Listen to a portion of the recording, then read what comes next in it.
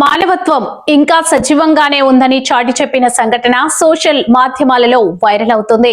రాయలసీమకు చెందిన శేక్షావళి ఇటీవల తెలంగాణలో జరిగిన మేడారం జాతరలో కోవా బన్ విక్రయిస్తూ జీవనోపాధి పొందుతున్న సమయంలో ఒక యూట్యూబ్ ఛానల్ ద్వారా ఆయనపై తప్పుడు ప్రచారం జరిగినట్టు సమాచారం.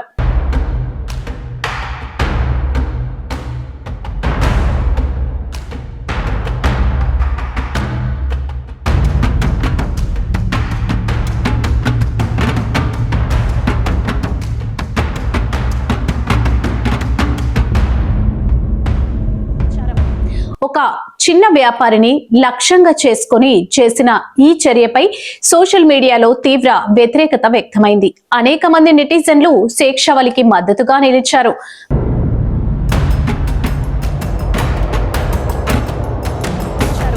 కొందరు ఆయనకు ఆర్థిక సహాయం కూడా అందించారు. ఈ సంఘటన మానవత్వం ఇంకా సమాజంలో బతికే ఉందనే సందేశాన్ని మరోసారి స్పష్టం చేసింది.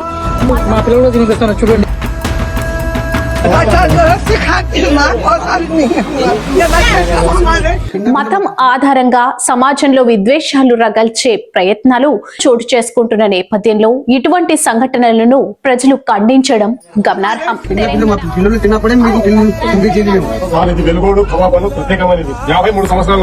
నాకు ఊహ తెలిసినప్పటి నుంచి మా ఇంటి పక్కనే మా బంధువులు లెక్క ఉంటాం, అంతే ఒకరి మిత్రం కాదు, ఇంకా చాలా మంది ఉన్నారు. ఈ కవర్ ఎటువంటి పాపాయం లేదు. పాలు చక్కెర రవ్వ ఎందుకంటే ఈ మధ్య అది కూడా ఫస్ట్ నుంచి కలపడం లేదు. ఈ పాలు రేటు పెరగడం వల్ల వాళ్ళ రేటు గిట్టాక రైతుగా రవ్వ కలుపుతారు. తెలంగాణ ఆంధ్రప్రదేశ్ రాష్ట్రాల ప్రజలు సామరస్యానికి మద్దతుగా స్పందించడం విశేషం.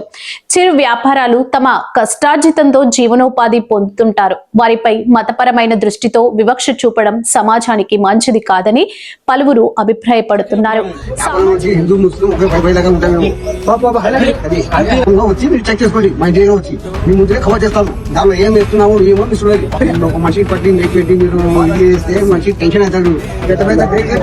సామాజిక ఐక్యత, పరస్పర గౌరవం, సౌభ్రాతృత్వం భారతదేశం యొక్క బలమని నిపుణులు చెబుతున్నారు. మతం పేరుతో విద్వేషాలను ప్రోత్సహించే శక్తుల పట్ల ప్రజలు అప్రమత్తంగా ఉండాల్సిన అవసరం ఉందని సామాజిక వర్గాలు సూచిస్తున్నాయి. దేశ ఐక్యతను కాపాడుకోవడం ప్రతి పౌరుడి బాధ్యతగా మారింది.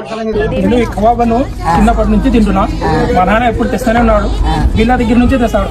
అది కూడా మేము కూడా చాలా సార్లు చిన్నప్పటి నుంచి ప్రాబ్లం లేదు.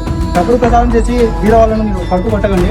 దయచేసి ఇలాంటి తప్పుడు ప్రచారాలు ఒక వ్యక్తి జీవితాన్ని మీరు ఇలాంటి సంఘటనలు ప్రోత్సహించి ప్రజలను తప్పుదోవ పట్టించి మత కలహాలు సృష్టించే వారిపై చట్టాలు స్పందించి చర్యలు తీసుకోవాలని నెటిజన్లు పెద్ద ఎత్తున కోరుకుంటున్నారు. ఇక్కడనే చాలా మంది పిల్లలు చూడండి